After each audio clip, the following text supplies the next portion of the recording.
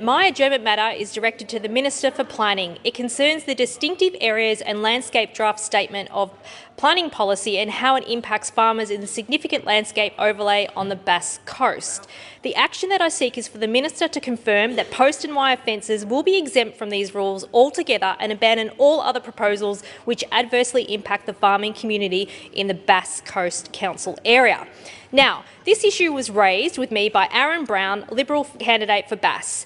Aaron has a farming background, so knows firsthand how some of the proposed amendments will adversely impact the farming community. I know he has also consulted with them widely. The government is proposing to amend the planning scheme and require farmers in the significant landscape overlay to obtain a permit for post and rail fences over 1.8 metres. These changes will also mean sheds and structures must be located out of sight of roads and public walking tracks. Permits will also be required to remove or lop native vegetation and exotic trees. My farming constituents in the Bass Coast region are outraged by these proposals. As anyone with the slightest clue about farming would know, if a fence is broken, you have a very limited time to get in and fix that fence before livestock start straying onto roads or block laneways. Farmers are subject to penalties under state laws if their animals roam onto roads and become a safety hazard. If a council officer believes livestock are not adequately confined and serves a notice, the owner can be hit with fines of up to $9,087. That's 50 penalty units. These animals are farmers' livelihoods. They do not have the time to sit through bureaucratic processes and wait for a permit to replace a fence.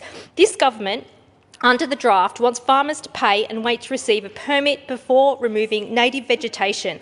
So what happens when a tree is about to fall on the house or a fence? Are they meant to let the cattle roam while they apply for a second permit to fix the fence? The rules around placement of sheds are costly and impractical. Sheds are often near road corridors, so farmers can get equipment out and drive across the farm with ease.